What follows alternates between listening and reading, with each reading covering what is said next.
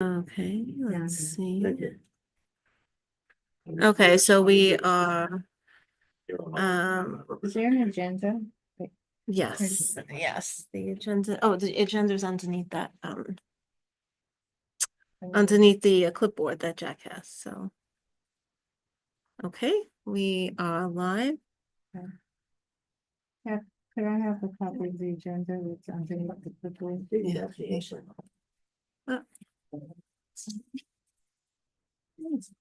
Great. There's only one. Oh, there's two. Yes, hi Marie, she's on here, okay. Marie and Senya and Staley are on. Yeah, welcome to our meeting tonight for older adult issues, housing, health and welfare. It's Thursday, June 12th. And we have one item on our agenda. We have a request, an informal request for a second agenda. We'll have to see how the meeting continues. So the first item on the agenda is a request for a community board resolution to support and advocate on behalf of New York City municipal retirees and urge the New York City Council to pass Intro 1096-2024, which will preserve retiree health care choices by mandating the city to offer Medicare eligible city retirees and their dependents at least one Medigap or supplemental plan with benefits equivalent to or better than those available to city retirees. So our guest tonight who's going to speak about this item, I'd like to introduce Jack Whittor to everyone. Good evening. Good Yeah, evening. I don't know which way to look. Okay. I'm surrounded. Pick a side. Let me just, First of all, I want to thank everybody for the opportunity to make this presentation. Ruth just read the technical part of it. I'm here to see if I can answer any questions after I give a very brief synopsis of what this is. This is quite an issue that's going on because right now we're seeking the support of all the community boards, but one of the community board district managers, Christopher Marte, he's in the Chinatown district, District 1. I was just at his town hall the other day, and he put together a very interesting package that explains the Medicare Advantage that the city is trying to put us into versus traditional Medicare, which is what the city employees are already in.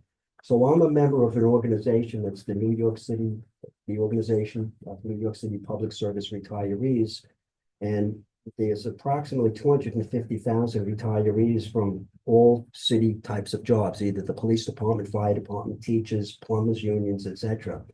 A lot of us, I would say all of us, some of us are so old they don't remember when they first came on the job.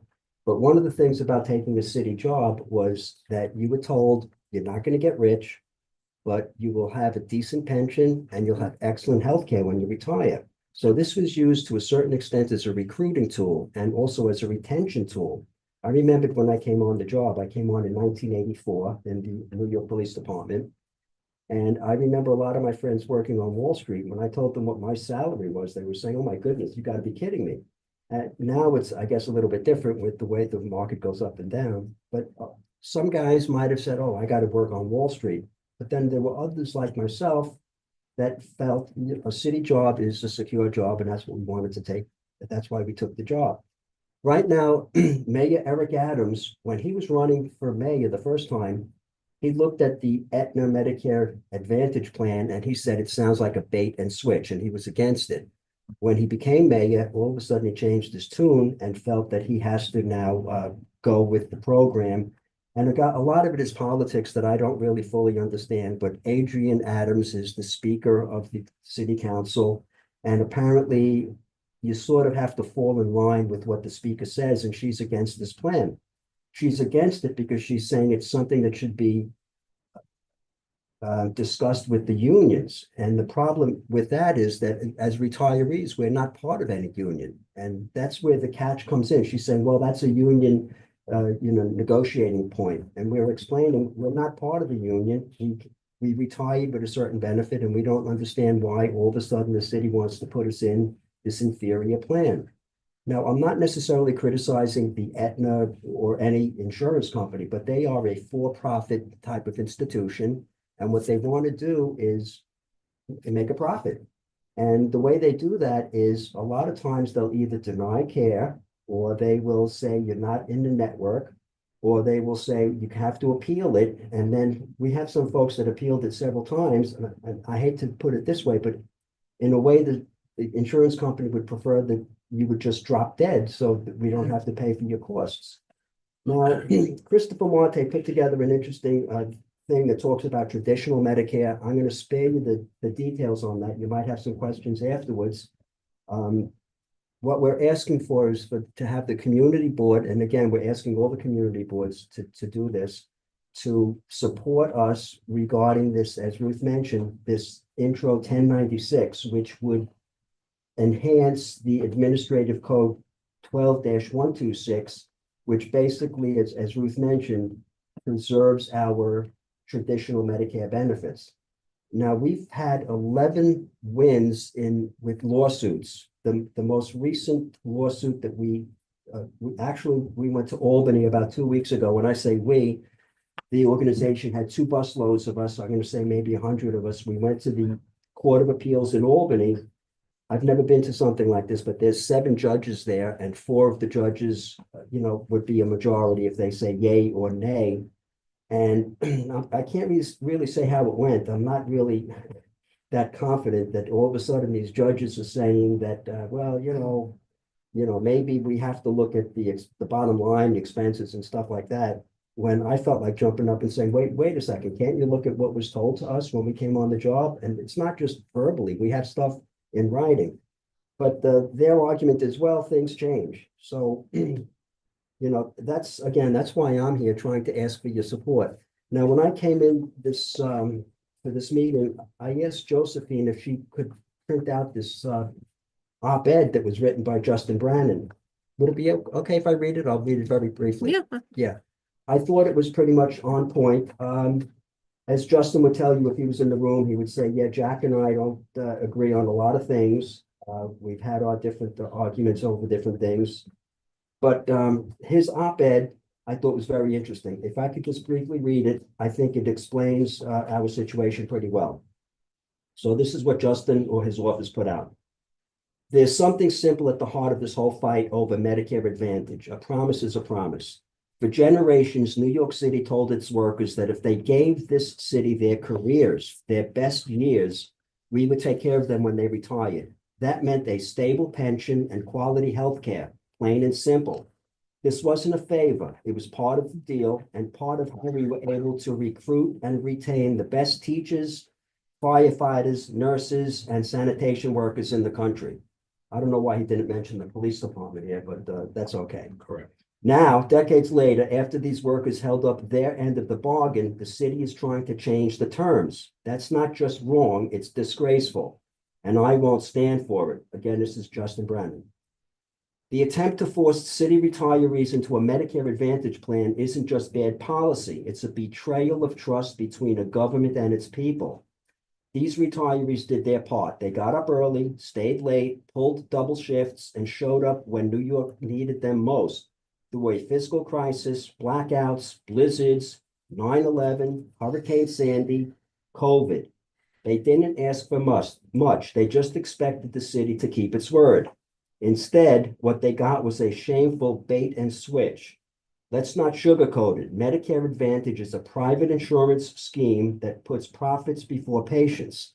These plans often look great in a slick PowerPoint presentation, but fall apart in real life, especially for older New Yorkers with complex medical needs. We've all seen the reports: denied claims, narrow provider networks, endless delays for essential care. Thankfully, New York City's current comptroller, Brad Lander, rejected the contract that would have forced more than 250,000 retirees into a privatized Medicare Advantage plan. He made the right call, standing up for the people who built the city instead of rubber stamping a deal that would have jeopardized their care. Yes, healthcare is expensive. There's no denying that. End-of-life care, long hospital stays, prescription drugs. These costs have been rising year after year. And yes, the system is broken. I like this part. But don't fix it by pulling the rug out from under the very people who built this city. We fix it by tackling the real problem, the outrageous prices being charged by hospital systems and insurance companies. That's why last year the city council passed legislation creating the Office of Healthcare Accountability, a first of its kind watchdog to investigate and expose the sky-high prices driving up costs for everyone. This new office will help the city negotiate better rates, shine a light on price gouging, and bring much needed transparency to a broken system. That's how you make healthcare more sustainable, not by cutting corners on the backs of retirees. This isn't just about a group of retirees. This is about the kind of city we are. Do we stand by our workers, or do we turn our backs on them when the bill comes due? If you've ever worked a city job or know someone who has, you should be paying attention, because if the city can do this to its retirees, it can do it to anyone.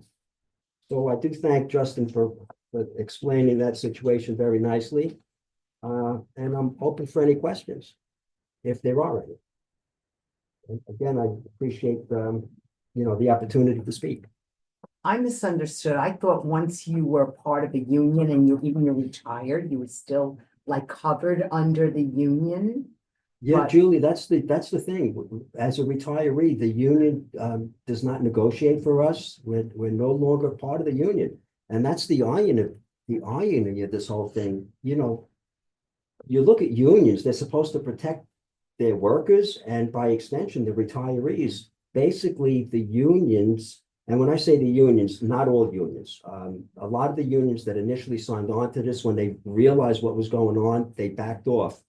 But the way this works, you have some major unions. You have the UFT, you have the District Council 37, the teachers union with Mulgrew, this guy, Henry Garrido, which with DC 37, I believe is that. Thank you, Richard.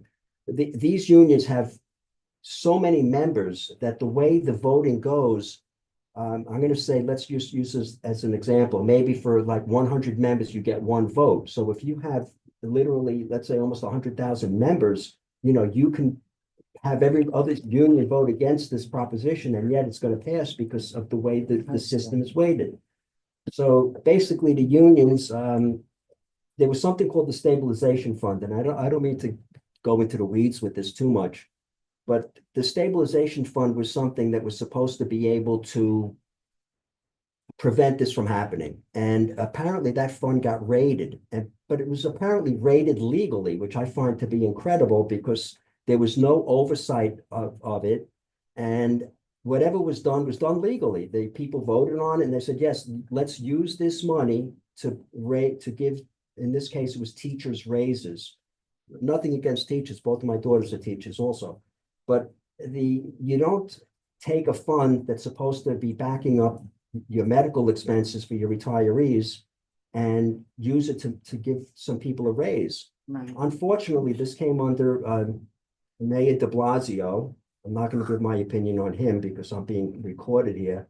And he's the guy that started this whole thing. Actually, I think Bloomberg gave him the idea, Bloomberg being a businessman, but Eric Adams inherited it. He was able to put a stop to it. And I actually got a chance to speak with Eric Adams about a year ago. He was giving a talk on 7th Avenue and 7th Street in Brooklyn. That's Park Slope. That was the old precinct I used to work in, the 7-8 precinct. So I took my bicycle there. Actually, I rode my bike tonight. You see my helmet in the back. Not a city bike, by the way. I don't want to go in the weeds with that. But when I got there, his bodyguards were there, and he was already inside the senior center talking to the seniors. I went up to them. I explained, I'm retired from the police department. Can I speak with the mayor when he comes out? And they said, sure. So I didn't want them to think I was going to be attacking him or anything. So when he came out, I said, Mr. Mayor, I bicycled from Bay Ridge here to Park Slope to ask you about the Medicare issue. And he told me, he says, well, I can't really talk about it because it's in the courts now. And he went on. And he also said, by the way, I'm a retired police captain. And I told him, I says, Yeah. you know, Mr. Mayor, I'm retired from the job too, because he was trying to say, well, this will affect me also, meaning him being a retired captain.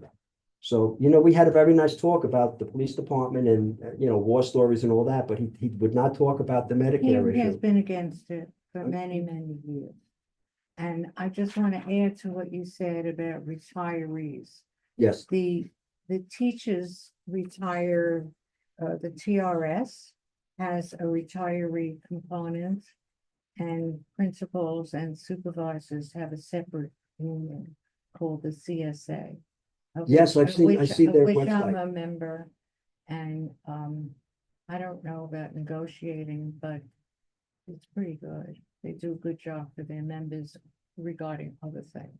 oh, absolutely. I think unions are great. Don't misunderstand me in any way. I mean, No, I know. I've there was a I've worked diff- jobs that were non-union jobs. Believe me, you really, sadly, you need unions. Sometimes they go a little bit in the weeds and make outrageous demands. Let's get back to our Yes, topic at Yeah. hand. Yes. Yes, Richie. When you're ready, I'd like to speak for a moment or two at your convenience and continue Well, this first I topic. want, yes, absolutely. First, I want to hear from board members.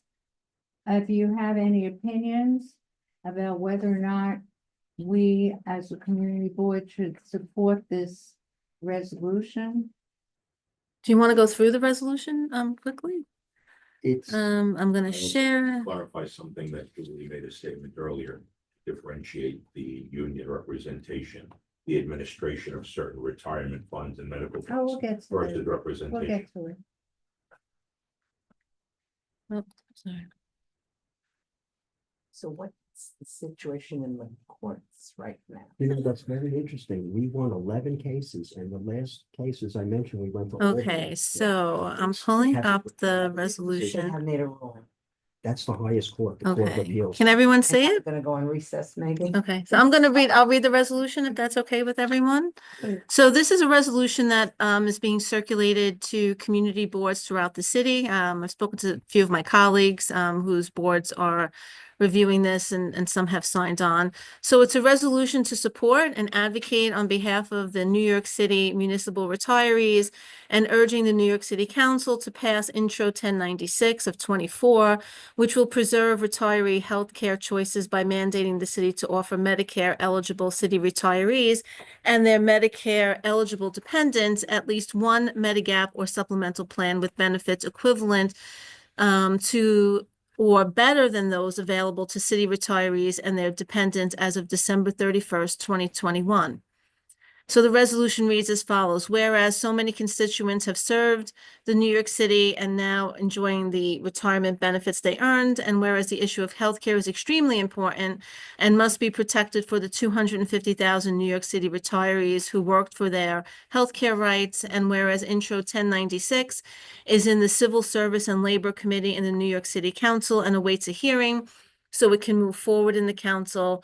And whereas the New York City retirees are being forced into a Medicare Advantage plan, MAP, with no alternative option provided, and whereas this plan threatens retirees' access to the level of health care they have received in the past, and that retirees would be forced into a MAP with limited medical providers and would also be at the MAP's whims for pre-authorization decisions that may be based, at least in part, on artificial intelligence instead of the medical decisions from their current regular medical providers. And whereas the proposed plan would draw millions of dollars away from traditional Medicare into a privatized MAP, and whereas the proposed plan sets a harmful precedent for the rest of the nation, and whereas the New York City retirees have testified in various forums, including at the January 11, 2023 New York City Civil Service and Labor Committee public hearing, that they have been subjected to unconscionable stress due to this violation of their earned healthcare benefits, and whereas Community Board blank committee unanimously supported this draft resolution at the meeting, now therefore be it resolved that Community Board 10, in this case, that's who we are, urges its elected officials to publicly support the New York City Organization of Public Service Retirees' efforts to enact Intro 1096 of 2024. We request that the city maintain the choice of original Medicare plan and a supplemental plan provided at the time of employees hiring and not force retirees into a private profit-driven healthcare plan. And be it further resolved that we urge council members to uphold the city's obligations to its retirees, including its obligations set forth in the New York City Administrative Code 12-126. Consistent with these obligations, the city has for several decades, since 1967, paid the out-of-pocket costs of the GHI Senior Care Plan, a Medigap plan, which the majority of New York City retirees have chosen. And be it further resolved that we urge the New York City Council to exercise leadership by bringing the vote to the floor for membership to vote to enact Intro 1096-2024. Can I ask a question? Yes. Who exactly is forcing this? Them to go into the advantage? Who? The mayor. The mayor. The mayor Yes. himself? It's him. Yeah, He can, he Okay, can I make or wasn't break. 100% clear on And the that. speaker of the this. administration. I guess I'm the speaker. I don't know. And who is that? Adrian Oh, Adams. she's right. I'm sorry. Right. It's Adrian Adams. Sorry. To be clear, Mayor Adams could kill it, but he, again, I guess he has to follow, ironically, Adrian Adams is calling the shots on this, and she's against. We're not even allowed to meet with them. To talk about having a seat at the table, they won't even let us in the room. And when I say us, I'm talking about Mary Ann Pizzatola. She's the president of our organization. If she was here tonight, I mean, this woman is just wonderful. If you ever see her on YouTube or anything, she knows this inside out. She knows this inside out. And she makes a lot of sacrifices coming to New York. She doesn't live in New York State. She makes a lot of sacrifices coming whenever we have meetings. She was at the meeting with the council member Marte last week. She's traveling from Georgia to go to these things. I'm traveling from Bay Ridge on the R train, so. Did they say why they won't? It's all coming, It's- everything it's- comes down to money. Money. And this group has won numerous times. 11 in court. times. Oh, 11, I thought it And was now 9. 11 11 times in court, and each time the mayor they used to appeal it every time. And, So is a decision going to be made soon? Is it like projected that there'll be a decision, or what's Well, gonna happen? There's gonna be an election coming I up. think and there are it's gonna two be- things oh, going on. One thing is they have to wait for the result from this hearing in Albany Right. in the that's Supreme part of it, Court. Ruth. Yes, that's And part the of it. other thing is that they want the city council to finally pass this resolution. That's really the main thing, and we need a certain number of council members to sign on. Justin Brandon just recently signed on, so we very much appreciate that. And like I said, I don't really know the workings of the city council, but apparently you could be punished if you don't follow the leadership. And in this case, it's Adrian Adams. Apparently, she's very powerful, and I don't know what she could do, deny you certain committees or whatever it is. So It's typical politics, It's but politics. I don't think we should. No, yeah. dwell on that. I think that We can the just- the request was of community boards citywide was to support retirees that live in their district, advocating for this Right. need, and decide whether or not we would like to sign on to the resolution. So we have other board members, does So it's anybody? kind of a money issue. Of course. Yes. For money. Right. Of course. So, do any of our other board members on Zoom have any questions or comments? Hi, I Hi, do. Senya. Hi, it's Senya. I really truly believe that we should definitely be supporting our retirees and seniors. They should have the choice in regards to their well-being and their health care. And I feel that as a community board, especially for, of course, our own retirees and seniors in our own backyard, I do feel that this is something that we should support. Thank you. Yeah. And certainly the ask is here is for it to go to committee, right? To have a meeting on this, yes, from what the resolution is saying. Okay. I'm sorry, Staley, you have your hand raised. Yeah, I also wholeheartedly support this resolution. I think a promise is a promise, and that's pretty straightforward. I think that it sounds to me like some of the city's concerns about the costs of its pension plans are being unfairly thrust onto those who have already served our city and retired, and that's not fair. However, whether that's a legitimate debate or not is beside the point. Promise was made, and the promise should be kept by the city. My only issue with the resolution actually is the first line. I wonder if something to that effect could be put in there, something leading off with the fact that this was a commitment by the city that the city is now backing away from. Might be a little stronger way to open the resolution. Oh, That's my fine. my only comment on it. Thank you. Anybody else from our Oh, committee members? Marie Merville? Okay. Hey guys, I completely agree with this resolution. I myself am a city worker of 25 years, so go and get them because whatever you do is going to come back to me. It is a promise that was made to city workers. We work very hard with less pay, and those benefits are there for us and for our families. So go for it. Thank you. I want to make a comment with full disclosure that this personally affects me also, as I am a city worker. So I have a personal stake in this. I've been very supportive of this for a very long time, since it's been going on for years. And I think that we also have to consider if, in the event that this doesn't pass, there's going to be a tremendous ripple effect. As it is, seniors are struggling to make ends meet. And now if their health insurance requests start to get denied or trimmed down, we're really going to see a lot of medical debt and other problems on the part of seniors.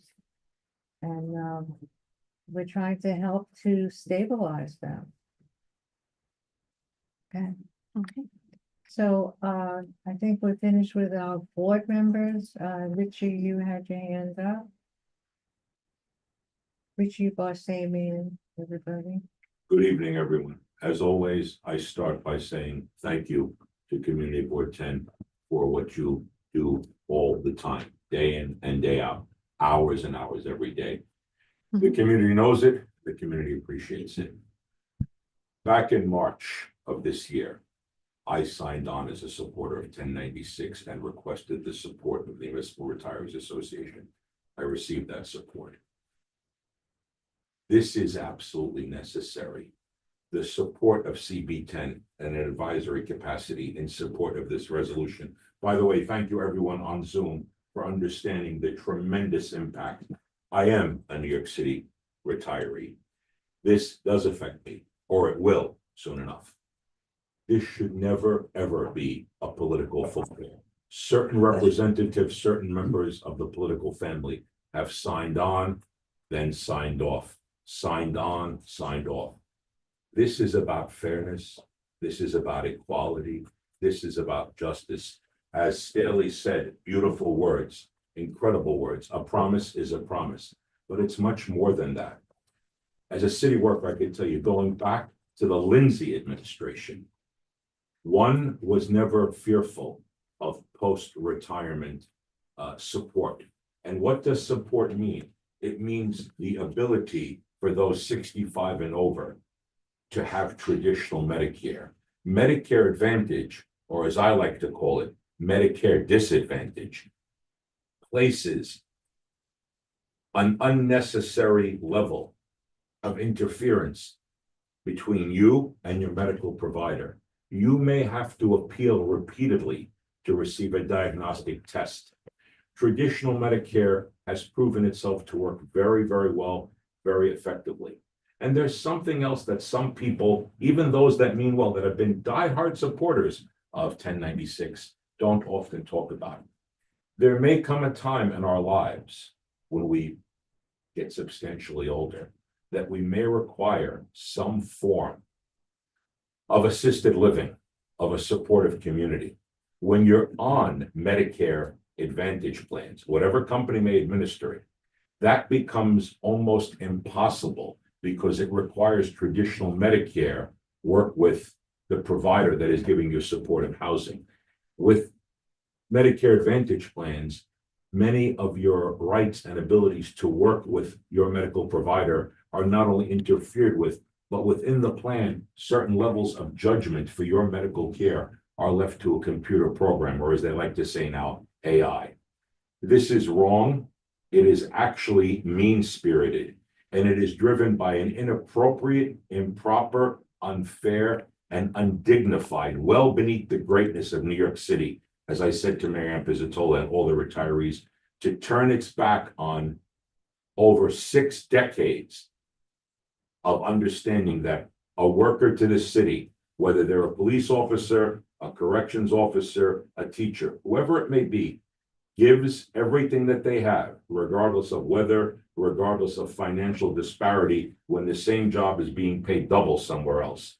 But there is an agreement, and that agreement is now being turned upside down. And you have people in their late 60s and 70s who are approaching medical difficulty, who are living in fear. We cannot allow the rug to be taken out from under them. And every step on the tree of understanding to codify 1096. And what will 1096 do with the support, as my dear friend Jack said, of all the community boards? It will send a message that after 11 judicial victories, that we are now codifying this, we are cementing it in law, that municipal retirees have a right to the traditional Medicare plan and the reimbursement that they receive. And Julie, in response to your earlier statement / question, the unions sometimes, in certain cases, administer retiree benefits, but the voting block, the power, the negotiation happens for current employees only. Retirees deal with administrative levels post-retirement with the city. So for whatever brief, Ruth, possible cost-saving measure it has, we have to examine the rights of human beings to receive what they were assured they would receive. We cannot afford to pinch pennies, and I thank you very, very much for this opportunity. And I look forward very much to you doing what I know you will all do, the honorable and proper thing, and send this further and to support 1096, which the reality is, it's not just supporting legislation, it's putting into law to stop the constant turnaround. Okay, we won, we'll go back into court. Oh, yeah. The message must be sent, and I thank all of you for this opportunity. Thank you, Rich. Thank you. My honor and my pleasure. So, I think it's pretty clear where this group stands, so I would like to, have a motion and bring it to a vote. So who's gonna make the Okay. motion? I'll make the motion Julie? that we bring, oh, should I say it? Yeah, yes. That we bring, number 1096 to a motion to vote that the board will support The resolution. the resolution. With Staley had a friendly amendment to change the first line to speak about the promises made, promises kept, that language in the intro. Added in or replacing. Second, would you like? Dr. Romali? So Molly is seconding the motion. So we're gonna have a vote now, all in favor of this motion?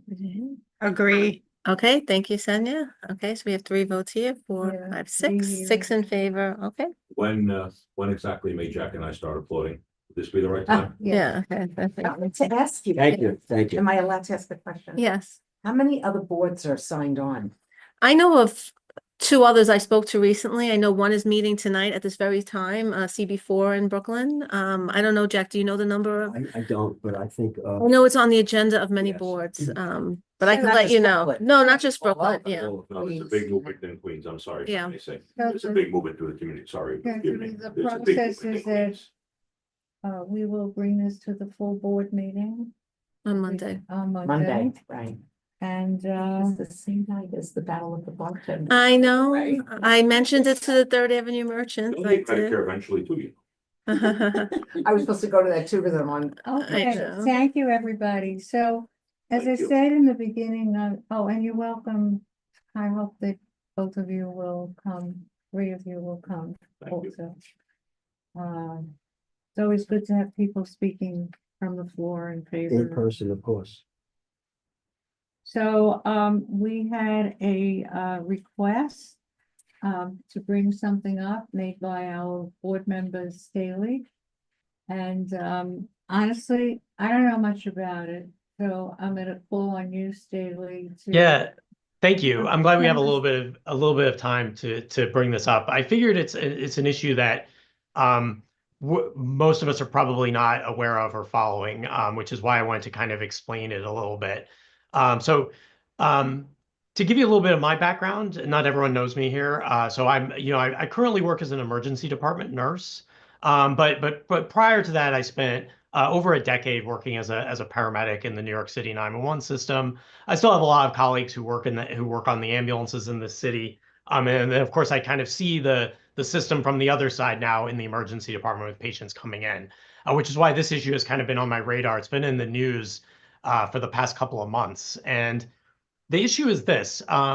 So in the past, up until March of this year, when you would call 911 and let's say you called 911 and you live in Bay Ridge, but all of your care is at Maimonides, right? It's at a hospital that's not the closest hospital to where you live, right? And you ask the crew to take you to Maimonides in that example, right? They used to have something called the 10-minute rule, which is that crew could take you, as long as it didn't add an additional 10 minutes of driving time, they could take you to that more distant hospital. And in New York City, that circle is pretty wide. Like essentially, they could take you within reason to where you wanted to go, to the hospital where you've gotten all your previous care, right? The fire department in March issued a directive, which I sent over to Josephine, which essentially took that away, and it is now forcing crews, with very limited exceptions, to absolutely go to the closest hospital in all cases. And this is really really a serious issue, I think, for especially for people who have chronic health issues. Let's say you're being seen at another hospital for heart failure, and all of your treatment is at that hospital. It's really doing you a disservice by forcing you to go to a hospital that's not familiar with you or familiar with the care that you're already receiving. Um, like I said, I've been kind of tracking this in the news. It really kind of hit home for me in the emergency department when I started seeing veterans coming into my emergency department. And I would say, "Well, why are you guys here? Why are you here instead of over at the VA, which has an excellent emergency room of its own, and that's where you get all your care? Why don't you go over there?" And they say, because the ambulance crews have told us they are not allowed to take us there anymore. And if you look at this policy, there's actually a section of it that specifically mentions among the list of people that they can't take to places, the veterans, right? Saying that they're no longer to take them to the veterans hospitals, again, except in really like exceptional circumstances. And I think it's a serious issue. And I think it's if you read the press on it, it's something that's already gotten some blowback. People are upset about it. But it's also something I think that an issue that maybe a lot of people don't understand. And it's something that I think is important to this committee in particular, because it really does affect the elderly and in our community. That's kind of the background of it. Um, uh, I don't know. I guess I'd be curious. I have some thoughts on what we could do about it, but I kind of be curious to hear what people's opinions are just from that kind of The description. reasoning behind it, because of the time it might take, the extra time, and God forbid that the person might expire by the time they get to the hospital. Or Right. become more serious, is that the? Right. That's an excellent question, right? So the practice has all in the past was always, if the condition was life-threatening, then that patient may go to the closest hospital instead, right? So if you say gee, I'd really like to go to Maimonides from Bay Ridge, but the crew says, no, you're having a life-threatening emergency. We cannot take you there. It's not safe to take you there. That was always what was done, right? But it's in these cases where people are not in life-threatening circumstances where that we're talking about here. Crews used to have a lot more latitude to kind of take people to where they would like to go in those circumstances. And the FDNY's justification for this policy is to reduce time. I mean, honestly, they're trying to they're trying to make it so that their ambulances complete their runs more quickly by going to a closer hospital, and they can take another call. But in my opinion, it's silly because you're really talking about minutes. You're talking about 10 minutes, which doesn't really affect anything in terms of Only if that you kind of call turnaround time. 911, but if you called like a private ambulance, you could go wherever you want. That's correct. That is correct. So that is one of the things that if we wanted to, we could mention to people or make known to people that you could always call someone other than 911. Like in this community, you could call like Bravo Volunteer Bravo. Ambulance, and they'd Yeah. probably be happy to take you wherever you'd like to go. Yeah, they're great. But honestly, to me, that's a little bit of a band-aid. That's to tell people not to call 911. I think a better thing for us to do might be to try to ask someone to come in from FDNY EMS to talk to us about this and answer some questions about it. Maybe try to do a little bit of advocacy. It's not a law; it's just a policy that they implemented. It's easily changed. They could change it Problem is, though, unilaterally if they when wanted you to. call 911, it indicates there's an emergency, right? And when there's an emergency, then you go to the closest hospital. And you send it to my mother and father in Florida, where, my mom it was a big problem, and my father wanted to go to one hospital and she ended up in the other, and he was like really upset. And then Yeah. they don't want to transfer you after that once you're there, That's- yeah. That is true, right? And that's kind of part of the argument that they make for this policy. I would say in reality, though, that the paramedics and the EMTs that are responding to your house are pretty good assessors of whether it is a condition that really requires you to be immediately taken to the absolute closest place. Whereas again, the veterans are a good example, right? The veterans are a good example. If I'm a veteran who has pneumonia and I need to go to the hospital, in most cases, it's probably better for me to go to the VA. That's where I'm always seen. That's where I would prefer to be admitted into the hospital if I needed to be. In most cases, I think that's what patients want. So, my opinion on this is that I really don't know enough about this area. And Yeah. it seemed to me that they could make certain exceptions, like for the VA. I know that in the past, they had exceptions for people who were treated at Sloan Kettering Hospital. That's Hey, I don't know if they did away with that. But it would seem to me that they could make exceptions, but apart from that, honestly, I don't know enough about the background. I'm starting to hear it from you. The reasons behind it, the pros and cons. So I don't feel equipped. Yeah, it's kind of it's a little bit of a technical issue. But the examples that you brought up are really good examples. So when I was a paramedic a few years ago, those sorts of situations, a cancer patient who wanted to go to Sloan Kettering, a veteran who wanted to go to the VA hospital, those were allowed pretty much without question, right? It was just accepted practice that in most circumstances you could do that as an ambulance crew, you could do that. And now that they're not allowed to anymore. And I think it hurts just those types of people that you just mentioned in your examples. So Ruth, if I can, we could, I'm just looking at the hour. Yeah, We sorry. could invite the fire department representative that's, part of this process. Maybe we could do a joint with police and public safety that also reviews the fire department policies and issues, so we could have more committee members. And we could schedule it for a future date to kind of learn more about the decision-making process, the backgrounds. Maybe they could provide us some data, and we can have the opportunity to have perhaps local residents who are impacted by this, come speak about it, if you'd like.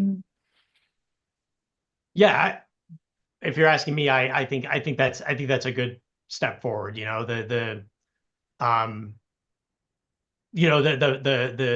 Probably the best person would be someone who's like a EMS division chief, right? This is like the person who's sort of in charge of this area of Brooklyn. Yeah, It's we have probably a good person, yeah. relationships with the Yeah, exactly. I don't know who governmental that is, affairs but people. Yeah. yeah. Okay. Okay, right, so this will be an informational presentation I think so. at the board meeting on Monday. So thank you for bringing this to Sure. our attention. It's certainly something that's really important for people to know about if, God forbid, they have these emergencies in their homes. okay. Yeah, thanks for listening. I just wanted to kind of like get it out there. I think it's something worth thinking about for sure. Thank you. Okay, Ruth, Okay. we're ready for our next meeting. Not your committee. We have another committee after this, Yeah, so. yeah. So we just Okay. need a motion We need to, go. yes, we need a motion to Yeah, adjourn. yeah. Motion. Okay. All right, everyone. Have a good night. Be the motion. Okay, all right, bye-bye. Thank you, everybody. Good night.